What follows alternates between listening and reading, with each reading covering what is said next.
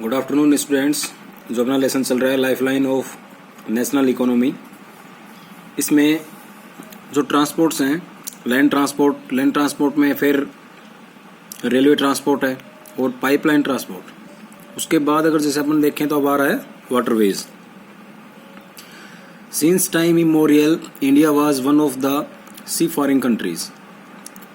ठीक है, यानी बहुत समय पहले से जो हमारा देश है वो एक सी फॉरिंग कंट्रीज रहा है। काफ़ी समुद्री यात्राएं पहले भी होती रही हैं। जैसे कि एग्जांपल के तौर पे अगर वास्को डी गामा अपने देश में आया था भारत की खोज किसने की थी? वास्को डी गामा ने। तो जब वो हमारे देश में आया था तो कौन सा मोड था ट्रांसपोर्ट का? कहाँ से आए थे वो?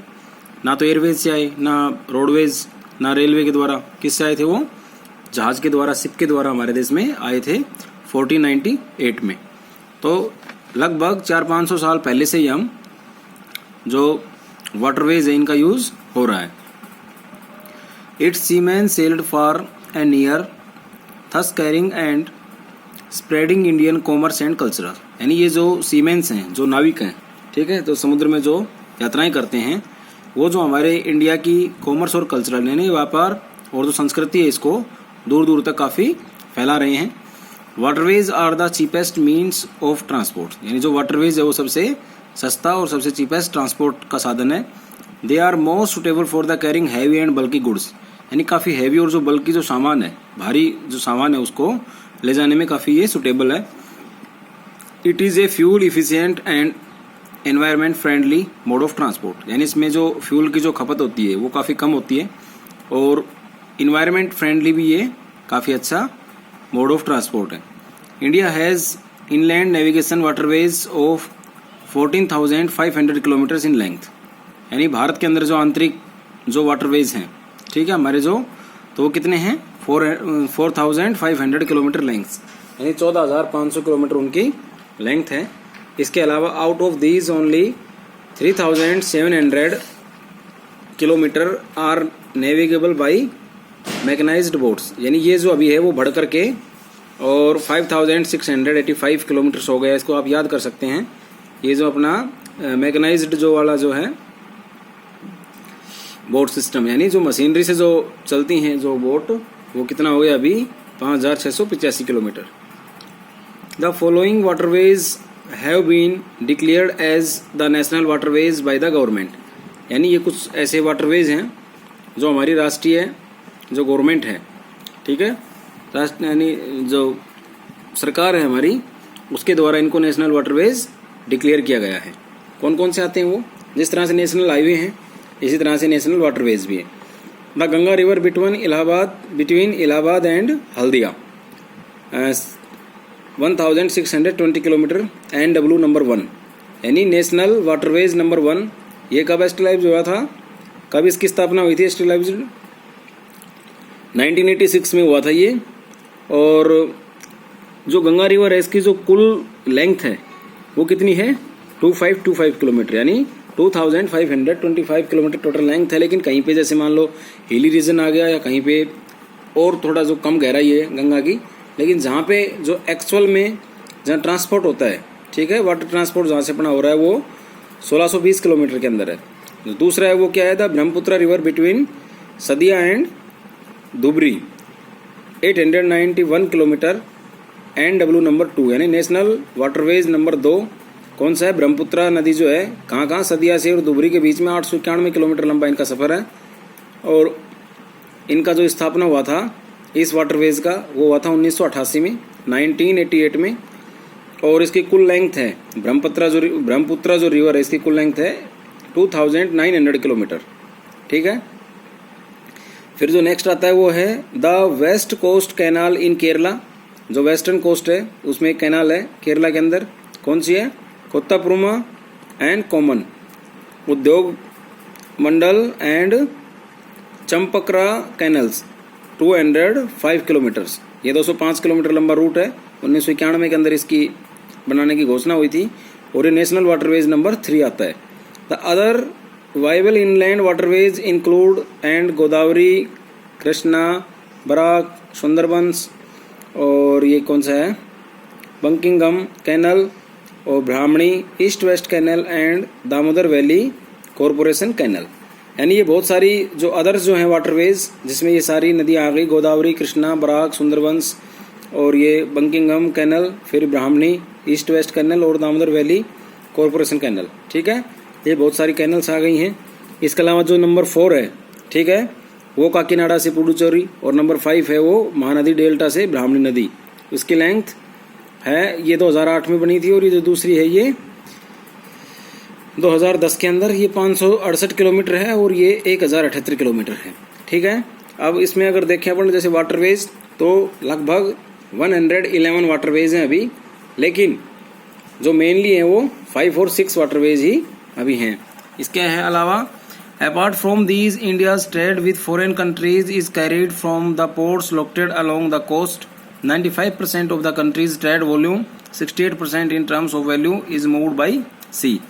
यानी इसके अलावा अगर अपन देखें जो भारत का जो ट्रेड है विदेशों के साथ, दूसरे जो देश हैं उनके साथ, ये जो पोर्ट्स के द्वारा जो हो रहा है, ठीक है, कोस्टल जो पोर्ट्स हैं यानी जो समुद्री किनारों के ऊपर जो ये पोर्ट्स हैं, इनमें 95% अपने देश का ट्रेड उसमें हो रहा है। अब आता है मेजर सी पोर्ट्स। सी पोर्ट्स का मतलब क्या हुआ, जैसे एयरपोर्ट है, रेलवे स्टेशन है, बस स्टैंड है ना, ऐसे जो कार्गो शिप है या फिर जो पैसेंजर जो शिप हैं उनका भी एक पोर्ट होता है, बंदरगाह होता है, जिसे अपन सी पोर्ट बोलते हैं। With a long coast line of 7516.6 kilometre, India is dotted with 12 major and 181 medium and minor ports. These major ports handle 95% of India's foreign trades. यानी जो भारत है उसके पास जो कोस्ट लाइन है, कोस्ट लाइन का मतलब हो गया, यहाँ आप इस मैप में देखेंगे, और इस मैप के अंदर जहाँ से ये समुद्र लगता है हमारे देश को, ये वाली जो कोस्ट लाइन है, जो मैं पेंसिल जहाँ घुमा रहा हूँ, ये ईस्टर्न और वेस्टर्न जो कोस्ट हैं, और इसके अलावा हमारा यहाँ पे अंडमान और निकोबार, और इधर इस साइड में लक्षद्वीप। लक्षद्वीप के भी जो कोस्टल एरियाज हैं वो, और ये सारी चीज़ मिला के जो हमारी कोस्ट लाइन जो बनती है वो है 7516.6 किलोमीटर। ठीक है, इस पे जो इंडिया के जो 12 मेजर पोर्ट्स हैं और इसके अलावा 181 मीडियम एंड माइनर पोर्ट्स हैं। लेकिन जो मेजर पोर्ट्स जो हैं, यानी जो 12 मेजर पोर्ट्स हैं, ठीक है, उनमें 95% ऑफ इंडियाज फॉरेन ट्रेड, यानी विदेशों से जो हमारा ट्रेड हो रहा है, जो व्यापार हो रहा है, वो 95% इन मेजर जो 12 पोर्ट्स हैं इनसे ही हो रहा है। अब Kandla in Kutch was the first port developed soon after independence to ease the volume of trade on Mumbai port in the wake of loss of Karachi ports of Pakistan after the partition. यानी जो कांडला जो पोर्ट है, कांडला कहाँ है, कच्छ के अंदर है। ठीक है, गुजरात के अंदर है दोनों जगहें, और गुजरात में कच्छ के पास एक कांडला पोर्ट है। ये पहला पोर्ट है जो इंडिपेंडेंस के बाद यानी आज़ादी के बाद हमने डेवलप किया था बहुत शीघ्र।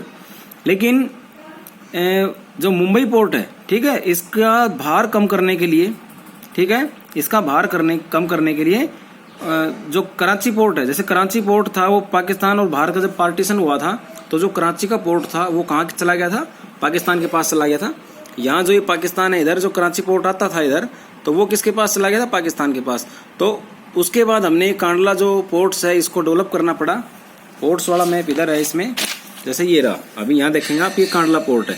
ये कांडला पोर्ट डेवलप इसलिए किया गया कि जो मुंबई का जो पोर्ट था इस पर सबसे ज़्यादा प्रेशर था ट्रेड्स का, क्योंकि कराची तो है वो पाकिस्तान के पास चला गया था, भारत के साथ जो डायरेक्ट जो ट्रेड हो रहा था वो मुंबई हो रहा था। तो यहाँ इस जो प्रेशर को कम करने के लिए हमने कांडला जो पोर्ट है उसको डेवलप किया था। अब है Kandla is a tidal port, it caters to the conveyance handling of exports and imports of highly productive granary and industrial belt stretching across the states of Jammu and Kashmir, Himachal Pradesh, Punjab, Haryana, Rajasthan and Gujarat. यानी जो कांडला का जो port है वो एक tidal port है। Tidal का port मतलब क्या है, ज्वारीय पोर्ट है।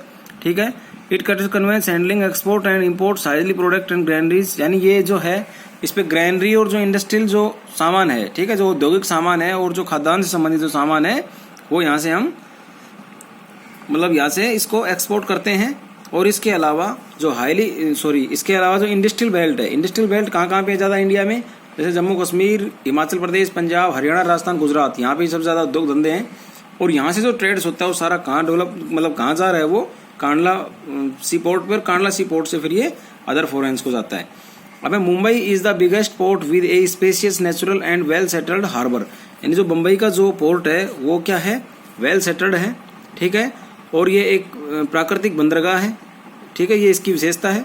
इसके अलावा Jawaharlal Nehru port was planned with a view of decongest of Mumbai port as serve as hub port for this region, यानी मुंबई का जो प्रेशर था, ठीक है, डिकंजेस्टेड यानी जो कंजेस्टेड हो रही थी मुंबई के अंदर, काफी भीड़ हो रही थी पोर्ट के ऊपर, तो उसको डिकंजेस्टेड करने के लिए इसके पास में ही एक जवाहरलाल नेहरू पोर्ट डेवलप किया गया।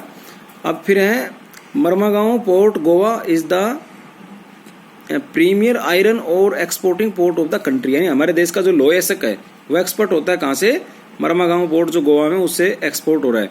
इसके बाद this port accounts for about 50% of India's iron और एक्सपोर्ट, ठीक है, जो हमारे इंडिया का जो 50% जो आयरन एक्सपोर्ट हो रहा है, आयरन हो रहे हैं लोहेस्क जो एक्सपोर्ट हो रहा है वो कहाँ से हो रहा है, मरमागांव से ही।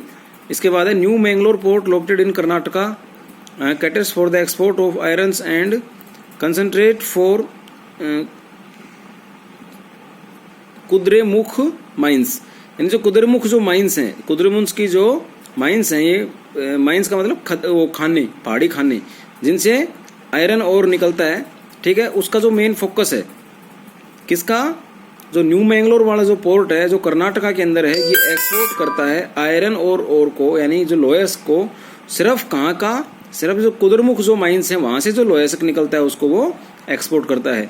Kochi is the extreme south western port located in the entrance of lagoon with a natural harbour, यानी जो कोच्चि जो है ये भी एक क्या है, साउथ वेस्टर्न पोर्ट है, और ये जो लोकेटेड है entrance of the lagoon with a natural harbour, यानी नेचुरल हार्बर यानी प्राकृतिक बंदरगाह है, लेकिन जो लगून है एंट्रेंस लगून, लगून का मतलब समझाया गया था कि जैसे मान लो कहाँ पे इसमें कोच्चि देखते हैं अपन, ये जो कोच्चि है, ठीक है, अभी जो कोच्चि का जो पोर्ट है ये कोस्टल लाइन है हमारी इंडिया की, तो इसमें थोड़ा अंदर की साइड में है, ये ऐसे है,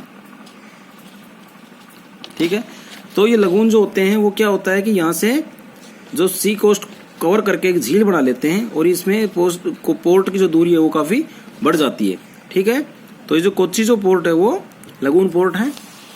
इसके बाद है moving along the east coast you would see the extend south eastern port of Tuticorin in Tamil Nadu, यानी अगर अपन थोड़ा ईस्ट कोस्ट की तरफ अगर मूव करते हैं, ठीक है, तो साउथ ईस्टर्न जो पोर्ट है तुतिकोरन वो तमिलनाडु में हमें मिलेगा। This port has a natural harbour and rich hinterland, ये भी एक प्राकृतिक बंदरगाह है और काफी रिच हिंटरलैंड है, काफी वहाँ अच्छा बढ़िया जगह है इसमें। Thus he has a flourishing trade handling of the large variety of cargoes to even our neighboring countries like Sri Lanka, Maldives, etc. and the coastal region of India, यानी हमारा जो देश का जो कोस्टल रीजन है, इसके अलावा मालदीव, श्रीलंका, ठीक है, ऐसे जो कंट्री है इनमें काफी इनके साथ विभिन्न प्रकार के कार्गोज व्यापार या सामान हम वहां से भेजते हैं और विभिन्न अच्छा वहां पे खासा फलता फूलता व्यापार है। इसके बाद है Chennai is the one of the oldest artificial port of the country, यानी चेन्नई का जो है सबसे पुराना और सबसे आर्टिफिशियल यानी मानव निर्मित कृत्रिम ये पोर्ट है। It is ranked next to Mumbai in terms of the volume of trade and cargo, यानी अपन व्यापार और जो कार्गो संबंधित जो अगर अपन बात करते हैं तो वो मुंबई के बाद दूसरा नंबर किसका आता है, चेन्नई का। Visakhapatnam is the deepest landlock and well protected port, यार विशाखापत्तनम है वो काफी डीपेस्ट है, काफी गहरा है, लैंडलॉक्ड है, चारों तरफ से सुरक्षित है, चारों तरफ इसकी जमीन है, एंड वेल प्रोटेक्टेड पोर्ट और काफी अच्छा सुरक्षित पोर्ट है। This port was originally constructed at the outlet for the iron और एक्सपोर्ट्स, आयरन और एक्सपोर्ट, यानी ये भी लोहासक का जो सामान है वो सारा एक्सपोर्ट करता है यहाँ से। फिर है Paradip port located in Orissa, specialise in the export of iron ore, Paradip जो पोर्ट है ये उड़ीसा में, ये भी आयरन और के लिए काफी एक्सपोर्ट होता है। Calcutta is the inland riverine port, यानी कलकत्ता जो है वो इनलैंड रिवराइन पोर्ट है। इनलैंड रिवराइन पोर्ट के लिए ये बताया गया था, यहाँ पे ये कोलकाता है और इधर से जो ऊपर से ये जैसे ब्रह्मपुत्र वगैरह जो नदियां आती हैं और जो यहाँ पे समुद्र में जब नदियां गिरती हैं, ठीक है, तो जो कोस्ट लाइन से कलकत्ता थोड़ा अंदर है और वहां से नदी मिली हुई है, तो वहां से ये पोर्ट का सारा बिजनेस होता है इसमें कोलकाता वाले में। फिर आगे है this port serve a very large and the rich hinterland of Ganges Brahmaputra basin, यानी गंगा ब्रह्मपुत्र का जो बेसिन है, मैदान है, उसके अंदर ये काफी जमीन से गिरा हुआ है। बीइंग ए टाइडल पोर्ट, यह भी एक ज्वारीय द्वीप है। In requires constant of degrading of Hooghly, यानी जो हुगली नदी है उसे स्लीट वगैरह की जो मिट्टी आती है वो यहाँ जम जाती है इस पोर्ट पर, उसको सफाई करना पड़ता है। Haldia port was the developed as a subsidiary port in order of the relieve growing pressure on the Calcutta port. Calcutta port का जो प्रेशर था, काफी उस पर दबाव था, उसको कम करने के लिए एक हल्दिया पोर्ट को भी यहाँ पे डेवलप किया गया है। ठीक है, अब आता है एयरवेज। एयरवेज है ये अपन नेक्स्ट चैप्टर में, मतलब नेक्स्ट पार्ट में पढ़ेंगे। अभी एक बार इसमें देख लो आप मैप में, ये India major ports and international airports. तो अपन पोर्ट्स देखेंगे अभी, एयरपोर्ट्स में तो एयरवेज के बाद में देखेंगे अपन। तो पोर्ट्स में आप देखिए यहाँ पे सबसे पहले कांडला पोर्ट्स, फिर उसके बाद मुंबई सी पोर्ट, मुंबई सी पोर्ट के बाद यहाँ पे मरमागांव, ये है गोवा के अंदर, गोवा। फिर यहाँ पे अपन देखेंगे न्यू मैंगलोर, कोच्चि, तुतिकोरन, फिर ये चेन्नई, विशाखापत्तनम, पैरादीप, ठीक है, और फिर इसके बाद ये कोलकाता। तो ये कुछ मेजर पोर्ट हैं। और अभी जो आज इसमें आपको क्वेश्चन आंसर जो करने हैं वो यही करने हैं कि जो वाटरवेज है वो किस प्रकार से हमारे लिए इम्पोर्टेंट है, ठीक है, और जो मेजर सी पोर्ट्स हैं वो उनका क्या काम है, मुख्य सी पोर्ट्स कितने हैं, ये सारी चीज़ें आपको अपनी नोटबुक में करना है।